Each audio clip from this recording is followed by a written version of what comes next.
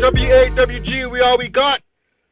We got the two special guests in the building, two special co-hosts. We got DJ H2O, and we got TJ. What's up? Taking a little break. Again, happy belated Father's Day. I'm glad you guys are spoiled. And if you guys are working like me, it was spent thinking about our kids and how much we love them, correct? Yeah. What special thing did you get yesterday from your kids?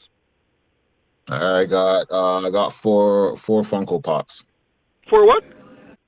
Funko Pops. Okay, so for those that are too old and going gray hair, what are Funko Pops? What do you mean? You see them all the time. They're little toy things, little statue things they make with of different characters or athletes or all of those stuff. You see them. Okay. Let me see that too. So are those gonna be worth something in the future? I don't know. I just like collecting them. Well, Jen started it, so and then I jumped along and got involved. So how much you guys have now? Oh, I don't know. I got she has a whole bunch of Harry Potter ones. Oh, okay.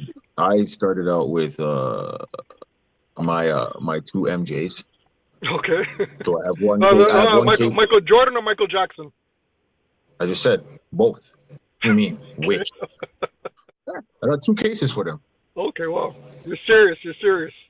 They may be worth it. I might give you guys a little sneak preview in a little bit. We'll see. I might show you a little something, a little exclusive. Yeah, I love make them make an appearance on the show. Let me ask you something. I'll ask you first, TJ. Speaking of Father's Day, what's the biggest lesson that you've learned as a father over the past few years with your kid getting older and older? You don't mean nothing to them, dog. It's all about the mothers. If you look at it, Mother's Day, everywhere is shut down. Father's Day, regular Tuesday. E&B was empty, eh? You went up in there, there's probably two booths that were occupied. There was a whole separate section that had I think a party room or something, maybe whatever. But the area, restaurant area where you go and sit down or whatever. Yeah. It picked up a little bit later. Yeah. Maybe we got there early, but it's actually nice because we got to play the game with no distraction, no worries, you gotta wait. Like maybe a 1-2 game if someone's there ahead of you, but do whatever you want, move around. It was nice still. If there was one thing that fatherhood has taught you, what lesson? What's the number one lesson fatherhood has taught you? Patience. Okay. Do you think as men and as fathers we lack patience, or is that something that we actually are better than the wives or the mothers at? I want to get you guys in trouble. No, I don't. We're better at patience. Okay. We understand. Hold on. Hold on a second. Okay, continue. All right, finish. Just making sure I'm safe. That's all. But go on. No smoke. I'm violent. But you're saying, man, patience, right? We're more patient, we're more understanding when it comes to certain stuff, right? Setting up plans going forward, right? That's what fatherhood taught me most, because I always was a patient person, but not really oriented with details and whatnot. But then when you have a kid now, you got to make sure basketball's on time. When basketball's done, you need to go to soccer. You got to make sure you route out every street, so there's no traffic, no nothing to get there. And if there is, you got to make sure you have 407 money to get through the gap. Yeah. So obstacles. I got you. DJ Stowe, let me ask you something now. So, what up? And this is just me actually seeking advice from you guys. When you guys get to a certain threshold or a certain level of stress with your kids, right? How do you bring that level down? How do you bring that volume down to keep your sanity? Send them to their mother, yo. Yo, you guys are funny this morning. No. Listen. You see, it's. Do you have a calm down moment where you Hold on. Going back to the question that you asked TJ, I believe it's more of an individual thing. Oh, it's situational too, right? Like, I think overall, yes. Like, if you just polled everyone, men are probably a little bit more calmer, but that's probably because they didn't come out of us, so we don't have that sort of connection as I think the mothers would with the child. But I never looked I at it like think, that. But okay. but with like, yeah, as you're saying, getting stressed and stuff, like before, yeah, for times you'll get upset and stuff like that. But then after you just, you gotta just think and remember, you were a kid too. They're going through the same things you went through. It's just the time is what's causing the stress for them or whatever their issues are might be different, but the feelings and the results are basically the same thing. Like, kids are doing the same thing. What we did, they're doing. It's just in a different light. So that's why it might be a little harder for us to understand, because when we were growing up, it was simpler, right? We didn't have a whole bunch of things to distract us and all these issues and like worrying about just walking outside of your home or something and someone taking you. Like, we had that back then, but you didn't stress as much. Like, you go outside and play. Like at the age of my son was 12. I was outside playing, going here and there on my own. You think he could do that? You think we'd allow, like, his mother won't let him go outside by himself. We can't even go across the street. Just because of how this way society is now, but it shouldn't be like that. But it is. So, TJ, I know you have an older son. Yeah. So it might be. I don't know. I don't know if it gets easier as they get older, or if it gets harder as they get older. Nah, when they get older, it's more mouthy now.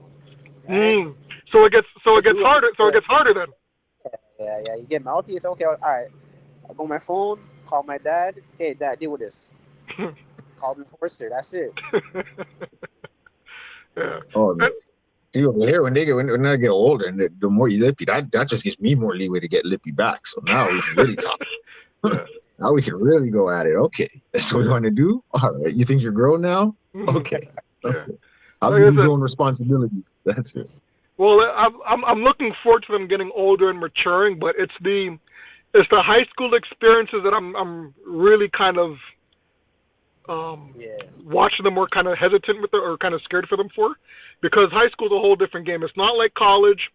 It's not like elementary school. High school is really where you really have to find your niche and how you socialize well with others, and really what type of peer pressure you're going to either fold to or push away. You know what I mean?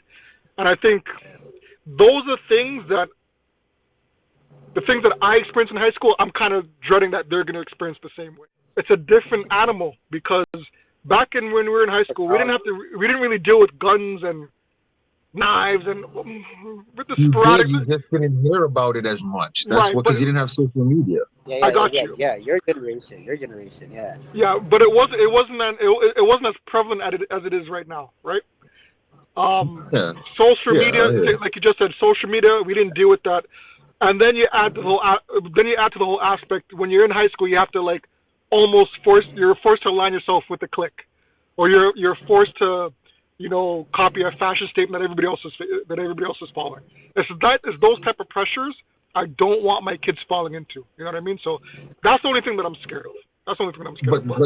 But then you got to look at it like we went through the same thing. How you dealt with it, you got to look at it too. Everyone's individual, right? Like, we had pressures of him, but like we were guys who, well, at least I know, like, you may have had your core friends or whatever, your clique or whatever, but we weren't stuck to that group. It's not like we couldn't go hang with this group. We couldn't go talk with these guys, with these girls, this group of people.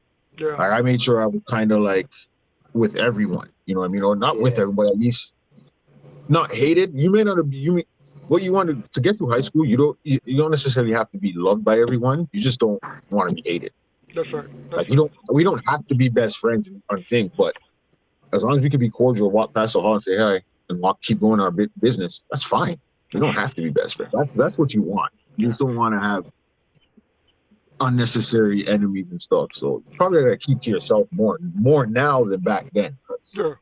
I guess you touched upon it really quick. The best thing that we can do is just prep our kids for that. Like I'm already preparing Talia because she's going into grade 8 next year. So I'm like 2 years ahead of the game. I'm like, this is what you're gonna meet in high school. This is what you're gonna encounter in high school. So I'm prepping her now. So when she reaches that level, nothing really shocks her. Nothing's really intimidating her in that aspect. So it's good just to get ahead of the game. Good to get ahead of the game. Yo, the best thing I think we for our kids or whatever it's for high school wise or kids now is whoever your friends are you have going into high school. Keep them. If they're going to the same school as you, keep them. Make sure you guys if you guys are a clique, that's your clique. You might have other people that will come in and maybe there'll be some who will join your crew and you guys there'll be some who will be there for a little bit and leave and all that stuff. But you just gotta know, okay, this is my core where we know we're together. We're gonna have other friends separate from that, but this is our main base. As long as you have that, and you just need enough and count on your hand. You don't need 20 best friends. You need like 3 or 4, maybe, you know what I mean? You got your one best friend, you got 3 or 4 that are like tight, and that's what I think we need, yo. I'm gonna throw it back and see how good your memory is. You remember how we linked up? How we ended up hanging out? Do you remember? Was it Camp Olympia? It wasn't Camp Olympia, was it? Okay, yes, it was. Yeah, I remember that. Yeah. What brought us together? The fact we couldn't get to play ball. That's Those right. guys were hogging. Hogging the ball court. Yeah, I remember that. Man. I remember that. So we were like, we're just on our own thing, yo. Forget these guys. Let's go play on our own. You're 100% right. I remember that day. I remember those days. Those days were fun. And when is that? Grade 9? And Camp Olympia is what? September. The first month of your high school life. And look, still link up to this point. So this is what I'm saying. You know what's funny? You know the irony about that, though? We didn't play ball during Camp Olympia because of that situation. But guess what? Yep. Once we're fully in grade 9, TJ, grade 10, 11, 12, you would not catch Warren inside the gym. I was always there. Every break, every lunch, before school, after school, and I was always making sure that Akil was there, Chris was there, Ben was there, ball was getting ran.